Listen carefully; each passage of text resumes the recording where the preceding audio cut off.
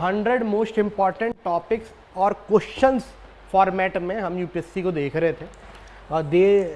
इन 100 questions में most probably most of the questions you will find in your mains examination 2024। तो एक question है circular economy पर, यानी परिपक्व अर्थव्यवस्था। तो पहली बात, हमने ये टॉपिक लिया क्यों है, सबसे पहले आपको ये पूछना चाहिए। तो ये टॉपिक इसलिए लिया है क्योंकि अभी हमारी बजट में 2023-24 में बात हुई है सर्कुलर इकोनॉमी पे, और कहा गया है किस तरह से जो लीनियर इकोनॉमी होती है, यानी लिखो फेंको वाली, use and throw economy, this is known as linear economy, उससे शिफ्ट होकर reduce, reuse, recycle and reconvert economy पर, यानी सर्कुलर इकोनॉमी पर हमें शिफ्ट होना है। और सर्कुलर इकोनॉमी यानी परिपक्व अर्थव्यवस्था का फायदा यह है कि हम किसी भी जगह जब सर्कुलर इकोनॉमी आती है तो उस इकोनॉमी में 5 से 7% का सेविंग रेट बढ़ जाता है। ऐसा देखा गया है सर्कुलर इकोनॉमी के कारण 5 to 6% की सेविंग होती है। फर्दर जो ग्रीन हाउस गैस एमिशन है, जिनके कारण जलवायु परिवर्तन हो रहा है, ग्लोबल क्लाइमेट चेंज हो रहा है, उसमें भी 11% का रिडक्शन रेट हमने देखा है if we are going towards the circular economy. तो एक तो बजट में इसकी बात करी गई सर्कुलर इकोनॉमी की। फर्दर अगर आप सर्कुलर इकोनॉमी की बात करें तो ओईसीडी यानी organisation of economic cooperation and development, जो यूरोप, वेस्ट यूरोप का एक पावरफुल ऑर्गेनाइजेशन है, वो सर्कुलर इकोनॉमी की बात कर रहा है। और ये 21st century particular after 2022 circular economy buzzword है। आप अपने मेंस के क्वेश्चन में भी सर्कुलर इकोनॉमी पे कोई ना कोई क्वेश्चन देख सकते हैं। ये क्वेश्चन जो आएगा वो इन्वायरमेंट बेसिस पे आएगा। तो इसी से स्टार्ट करते हैं। तो सबसे पहले, अच्छा, राज्यसभा की भी डिबेट सर्कुलर इकोनॉमी पर है, बहुत अच्छे से बता रखा है, अच्छी है। और मैं चाहता हूं जो भी स्टूडेंट जब मेंस की प्रिपरेशन करता है तो उसे राज्यसभा की डिबेट भी देखनी चाहिए, बहुत अच्छी डिबेट्स होती है। और ये क्वेश्चन कैसे लिखना है सर्कुलर इकोनॉमी पे आए तो उसे हम देखते हैं। तो सबसे पहले क्वेश्चन क्या पूछा गया है, क्वेश्चन पूछा गया है discuss the concept of circular economy and describe its role in reaching net zero emission. आपको पता है अभी हमने प्राइम मिनिस्टर नरेंद्र मोदी साहब ने, और साथ के साथ जो हमने पेरिस क्लाइमेट डील में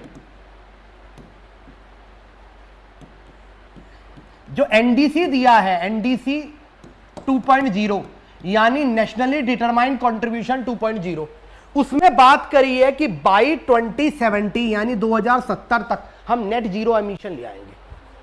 और नेट जीरो एमिशन अचीव करने के लिए सबसे इंपॉर्टेंट है हम सर्कुलर इकोनॉमी पे फोकस करें। सर्कुलर इकोनॉमी कैसे, अगर आप देखें आज प्लास्टिक की हम बात करें तो गवर्नमेंट ऑफ इंडिया ने प्लास्टिक बैन कर दी है, सिंगल यूज प्लास्टिक बैन कर दी है, और बहुत अच्छा डिसीजन है। आप इमेजिन करिए, आज एम्स की रिपोर्ट है कि हमारे बच्चों की ब्लड में, हीमोग्लोबिन में यानी आरबीसी में प्लास्टिक, माइक्रो प्लास्टिक मिली है। एक ग्रेट पैसिफिक गार्बेज है पूरा दुनिया में, जहां पर सी ईगल आती है और जैसी वो प्लास्टिक, उसे खाना होता है तो मछली खाती है, तो मछली में प्लास्टिक मिल रही है हमें, फिशेस में प्लास्टिक मिल रही है, माइक्रो प्लास्टिक हमारे बच्चों की आरबीसीज में मिल रहा है। तो गवर्नमेंट ने सिंगल यूज प्लास्टिक बैन कर दी। तो देखा जाए नेट जीरो एमिशन अचीव करने के लिए हमें सर्कुलर इकोनॉमी की जरूरत है। ये तो पूछ रहा है कैसे हम नेट जीरो एमिशन अचीव कर सकते हैं। फर्दर ये कह रहा सर्कुलर इकोनॉमी इंप्लीमेंट करने के लिए क्या क्या परेशानियां, क्या क्या डिफिकल्टी आएंगी और इनके सॉल्यूशन क्या हों। तो बीइंग ए सिविल सर्वेंट, जब आप पेपर दे रहे हैं एज ए फ्यूचर मैंड्रीन, तो आपसे सॉल्यूशन भी पूछे गए। अब इस क्वेश्चन को लिखेंगे कैसे, तो सबसे पहले इंट्रोडक्शन अपन लिखेंगे। अच्छा, इंट्रोडक्शन लिखने से पहले मैंने ये आर्टिकल का लिंक दिया, बहुत अच्छा आर्टिकल लिखा है। तो आप लिखेंगे एलन मार्केट फाउंडेशन है जो सर्कुलर इकोनॉमी को प्रमोट कर रही है, उन्होंने बहुत अच्छा आर्टिकल लिखा है India circular economy in details, आप पढ़िएगा उसे। लेकिन अब हम चलते हैं कि किस तरीके से सर्कुलर इकोनॉमी पे क्वेश्चन आए तो कैसे लिखेंगे। तो सबसे पहले तो आप करंट अफेयर बेस्ड इंट्रोडक्शन लिख सकते हैं, बता सकते हैं बजट 2024, 23, 24 में गवर्नमेंट का बजट था सर्कुलर इकोनॉमी, ऐसे स्टार्ट कर सकते हैं। फिर बता सकते हैं किस तरीके से गवर्नमेंट सर्कुलर इकोनॉमी को फोकस कर रही है, और नेट, ये सर्कुलर इकोनॉमी से हम नेट जीरो एमिशन बाय 2070 तक अचीव कर सकते हैं। ऐसे इंट्रोडक्शन लिख सकते हैं, या सबसे अच्छा सर्कुलर इकोनॉमी की डेफिनेशन लिख दीजिए। क्या है सर्कुलर इकोनॉमी की definition? It aims to eliminate waste by continuously reusing resources. यानी हमें टेक मेक डिस्पोज मॉडल जो होता है, टेक यानी एक्सट्रैक्ट करो, बनाओ और खत्म कर दो, इस मॉडल जो लीनियर मॉडल होता है, उस लीनियर मॉडल को हटाकर सर्कुलर इकोनॉमी यानी टेक मेक रीयूज का मॉडल अपनाना है। तो हम क्या करेंगे, यानी transversing from linear take make dispose to take make reuse model अपनाना है। और आप ये देखिए, इसलिए गवर्नमेंट कुछ कर भी रही है, तो आपने एक्सटेंडेड प्रोड्यूसर रिस्पॉन्सिबिलिटी सुनी होगी, वो प्लास्टिक वेस्ट में है, ई वेस्ट में है। लेकिन हम उस एक्सटर्नल प्रोड्यूसर रिस्पॉन्सिबिलिटी, जिसमें अगर आपने कोई पोल्यूटिंग इंडस्ट्री में आपने कोई प्रोडक्ट बनाया है, तो ये पोल्यूटिंग इंडस्ट्री की गारंटी है कि उसे रीयूज और रिफर्बिश्ड कराना। इसलिए आजकल आपने देखा होगा, लोगों के जो ओल्ड फोन होते हैं वो एक्सचेंज में चले जाते हैं, और अगर उनकी हालत अच्छी है तो ज्यादा पैसा मिलता है। तो लोग आजकल फोनों की अपनी हालत भी ठीक रखते हैं, उसे गुड्डा गुड़िया भी पहना देते हैं, ठीक है। तो दिस मॉडल ज्यादा एफिशिएंट इकोनॉमी को जन्म लेता है, क्योंकि लोग अपने सामान को, यानी जो कंज्यूमर है वो अपने सामान को प्रोटेक्ट रखता है। दूसरी चीज प्रोड्यूसर के लिए जो ऑपरेटिंग कॉस्ट है, यानी नई वस्तु बनाने में जो कॉस्ट आ रहा है वो कम हो जाता है, क्योंकि इन ओल्ड फोन से lithium, gold, cadmium, different metals भी एक्सट्रैक्ट आउट किया जा सकता है। इनकी स्क्रीन्स रीयूजेबल होती है, दोबारा इन्हें यूज किया जा सकता है। तो गवर्नमेंट को जरूरी है और ज्यादा एनर्जी इंटेंसिव इंडस्ट्रीज जो है, जैसे स्टील है, जैसे सीमेंट है, क्योंकि ये एनर्जी इंटेंसिव है, इसमें ये इतना एनर्जी लेती हैं कि इनसे बहुत कोयला जलता है, और जितना ज्यादा कोयला जलता है उतना ज्यादा ग्लोबल वार्मिंग को जन्म देता है। और हम देख ही रहे हैं इंडिया में कितनी हीट वेव्स हैं। तो गवर्नमेंट को जरूरी है extended producer responsibility steel, cement और ये एनर्जी इंटेंसिव इंडस्ट्री पे भी लागू किया जाए। ये आप सजेशन लिखेंगे बाद में। तो पहले हमने लिखा इंट्रोडक्शन, तो ये आपका इंट्रोडक्शन हो गया। जब भी नेट जीरो पर आपका क्वेश्चन आएगा, net zero and circular economy. Further difficulty जानने से पहले हम देख लेते हैं कि सर्कुलर इकोनॉमी के की प्रिंसिपल्स क्या हैं। तो मैंने आपसे कहा कि डिफिकल्टी जानने से पहले सर्कुलर इकोनॉमी के की प्रिंसिपल्स क्या है। तो सर्कुलर इकोनॉमी की की प्रिंसिपल देखें तो सबसे पहले प्रोडक्ट लाइफ एक्सटेंशन, यानी प्रोडक्ट का मेंटेनेंस, रिपेयर, रिफर्बिशमेंट। तो आपने सुना होगा किसी का पुराना फोन रिफर्बिश्ड करके नया बेचा जा सकता है और उसकी भी लाइफ स्पैन अच्छा खासा होता है। रीयूज यानी ऐसे प्रोडक्ट बनाए जिनकी लॉन्गर लॉन्गेटिविटी हो और साथ के साथ वो रीयूज हो सके। जैसे ये फोन है, ये अब थोड़ा पुरानी टेक्नोलॉजी हो गया तो कहीं और जाके बिक सके और वो रीयूज हो सके। तो लॉन्गर लाइफ स्पैन के telephones and mobile phones and so and so. साथ के साथ waste reduction as well as resource का लेस कंजम्पशन। रिसोर्स रिकवरी की हम बात करते हैं सर्कुलर इकोनॉमी में कि जो पुराने प्रोडक्ट है उनसे रिसोर्स निकाले जा सके, जैसे लिथियम निकाला जा सके, गोल्ड निकाला जा सके। तो रिसोर्स रिकवरी की बात कर रहे हैं। वेस्ट प्लास्टिक जो है, वेस्ट प्लास्टिक के प्रोडक्ट बनाए जा सके। नेक्स्ट सर्कुलर डिजाइन, यानी डिजाइन ऐसा बनाया जाए जो प्रोडक्ट बहुत दिन तक चले, मॉड्यूलर हो। मॉड्यूलर मतलब जैसे बहुत बड़ा प्रोडक्ट है, उसके कुछ जब उसका लाइफ स्पैन खत्म हो जाए तो उसके पार्ट्स किसी और चीज में भी यूज हो जाए। जैसे हमारे इंडिया में से फ्रूगल इनोवेशन कहते हैं। जैसे आपने देखा होगा पहले स्कूटर आते थे चेतक के, 2 स्ट्रोक इंजन था। जब वो इंजन खत्म हो जाता था, स्कूटर खत्म हो जाता था, तो गांव के लोग उससे जुगाड़ बना देते थे। तो that is known as modular model जो हमें प्रमोट करना है। साथ के साथ बायोडिग्रेडेबल, इस तरह की इकोनॉमी को जन्म देना है जिसमें मोस्टली जो यूज कर रहे हैं हम चीजें, इनपुट यूज कर रहे हैं, वो बायोडिग्रेडेबल हो, यानी उनका विसर्जन बहुत आसानी से नेचर में हो सके। जैसे प्लास्टिक कटलरी को बैन करना ऑल टुगेदर, और कटलरी किस तरह की प्रमोट करना, लीव्स की, पेड़ों की पत्तों की, केलों के पत्ते की, एंड सो फोर्थ। तो इसके कारण सर्कुलर इकोनॉमी हम बना सकते हैं, यानी परिपक्व अर्थव्यवस्था। और क्या सर्कुलर बिजनेस मॉडल और क्या अप्लाई किए जा सकते हैं कि प्रोडक्ट को ऐसे सर्विस बेचा जाए, यानी रेंटिंग पे दी जाए, कार रेंटिंग पे दिया जाए एज कंपेयर टू कार बेचने के। उससे क्या होगा, हम प्रोडक्ट को सर्विस, ऐसे सर्विस जब यूज करते हैं तो उसका मेंटेनेंस हो पाता है, और सबसे बड़ी बात, जो प्रोडक्ट है उसे मल्टीपल सेल कर सकते हैं, सर्कुलर इकोनॉमी जन्म हो सकती है। अब जब प्रोडक्ट का लाइफ स्पैन खत्म हो गया तो उसका इंजन चेंज करा, चेसिस वैसी का वैसी हमने उसे रिफर्बिश्ड करके बेच दिया। तो product should be used as a service rather than end consumer. Next, take back scheme.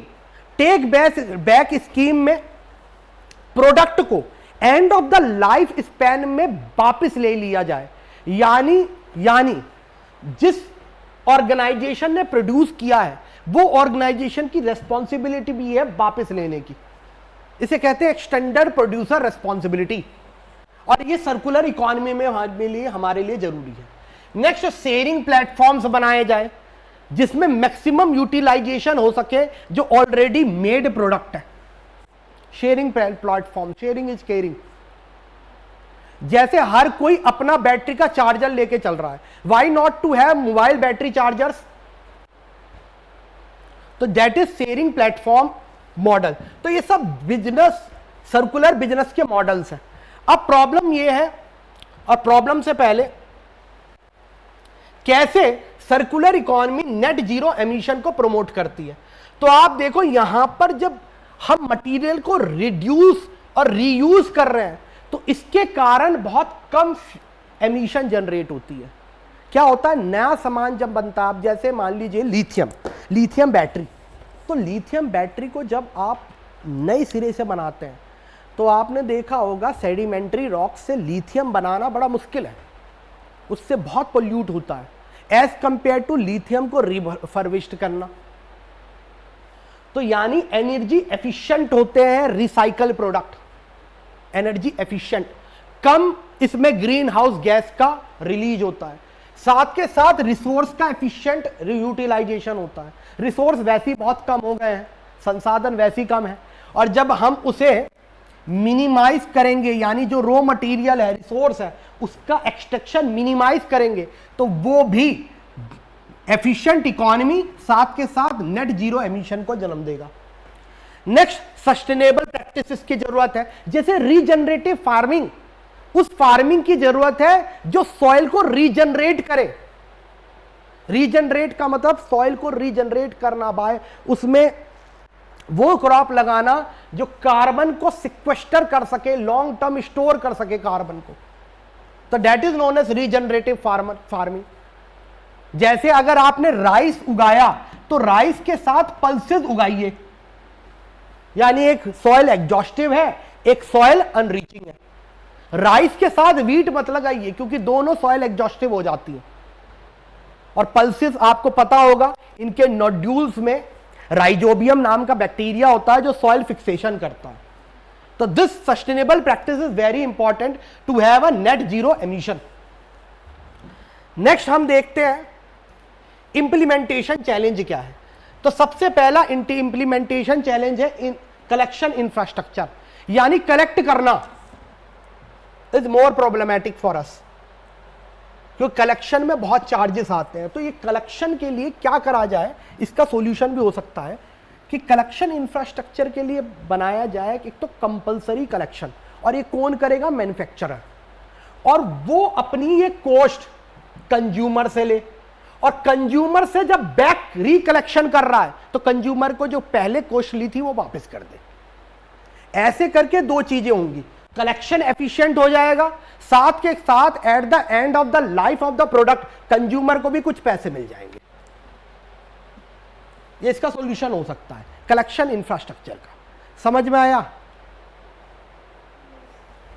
साथ के साथ सेकेंडरी मार्केट मटेरियल, यानी ये जो वेस्ट मटेरियल है इसकी एक सेकेंडरी मार्केट बनाई जाए जहां पर वेस्ट मटेरियल के चार्जेस बहुत कम हो, रिफर्बिश्ड प्रोडक्ट के रेट का बहुत कम हो, तो लोग न्यू प्रोडक्ट की जगह रिफर्बिश्ड खरीदना चाहें।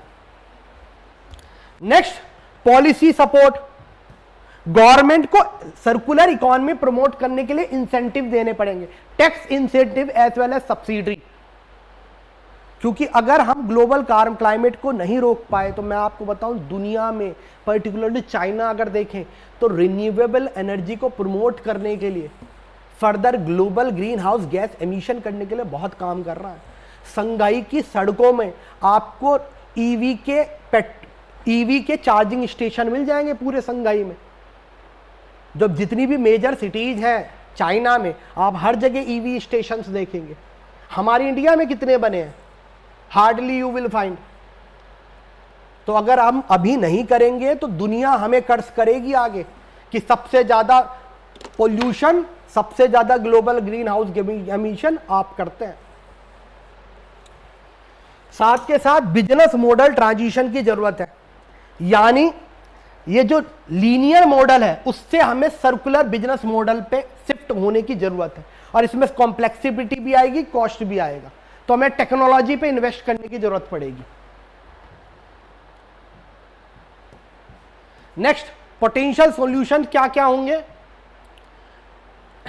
कि सबसे पहले infrastructure investment.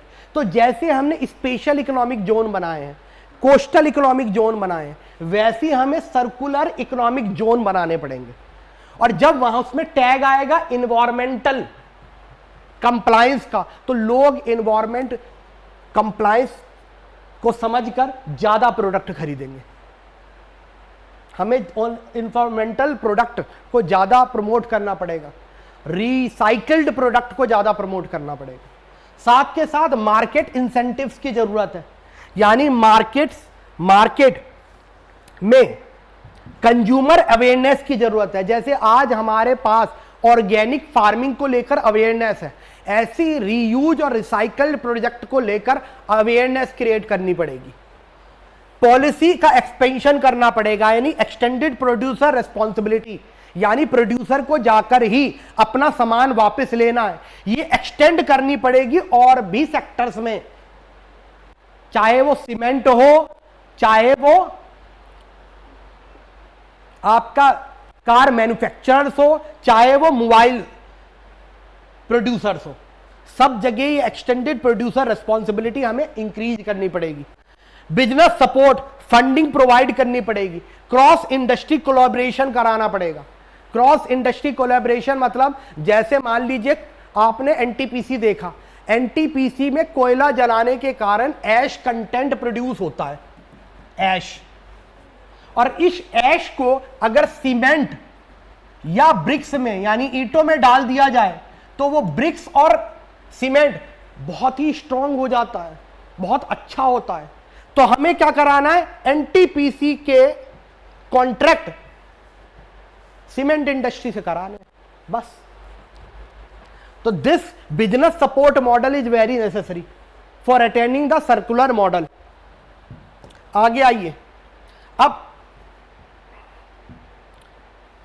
Contractual model implement करने की जरूरत है कि हम हर चीज को अब बेचे ना, कॉन्ट्रैक्ट पे दे। जैसे एग्जांपल ले लेते हैं, कार मैन्युफैक्चरर को स्टील मैन्युफैक्चरर स्टील प्रोवाइड कर रहे हैं तो कार बन रही है। At the end of the policy और at the end of the car, जब कार का स्क्रैप होगा यानी वो खराब हो जाएगी, तो क्या होना चाहिए, कार मैन्युफैक्चरिंग को एंड कंज्यूमर से कार खरीदे, कार वो जाए स्टील मैन्युफैक्चरर पर, और स्टील को फिर दोबारा रीयूज करा जा सके नया स्टील बनाने के लिए। तो हमें जरूरी है कॉन्ट्रेक्चुअल मॉडल की for the implementation of circular cycle, circular economy. आगे पॉलिसी रिकमेंडेशन क्या होगी, अगेन ईपीआर बढ़ाना पड़ेगा, टैक्स इंसेंटिव देना पड़ेगा, सरकार को इंफ्रास्ट्रक्चर सपोर्ट देना पड़ेगा। आप लिखिए कि सर्कुलर इकोनॉमिक जोन क्यों नहीं बना रही है सरकार, इसे बनाना पड़ेगा। जैसे हमारे स्पेशल इकोनॉमिक जोन है, why not to have a circular economy zone. Next, हमें इन्वायरमेंट डिस्प्यूट्स को रिजॉल्व करने के लिए ग्रीन आर्बिट्रेशन भी चाहिए। यानी ऐसा भी होगा कि जब हम रिफर्बिश्ड और रिसाइकल, जब हम कॉन्ट्रैक्ट लगाते हैं, यानी एक कंपनी दूसरी कंपनी से कॉन्ट्रैक्ट करेगी, तो उसमें आर्बिट्रेशन भी बहुत होंगे, शिकायत होगा, निवारण होगा, तो उसके लिए ग्रीन आर्बिट्रेशन की भी जरूरत पड़ेगी, जो भी इस आप आंसर में लिख देंगे। तो ये आपका कंक्लूजन हो गया। इससे पहले हमने ये पोटेंशियल प्रॉब्लम्स एंड सॉल्यूशंस देखे, ये चैलेंजेस प्रॉब्लम्स हो गए एंड देन पोटेंशियल सॉल्यूशंस। ऐसे करके आपका सर्कुलर इकोनॉमी का जो क्वेश्चन है वो कंप्लीट होता है।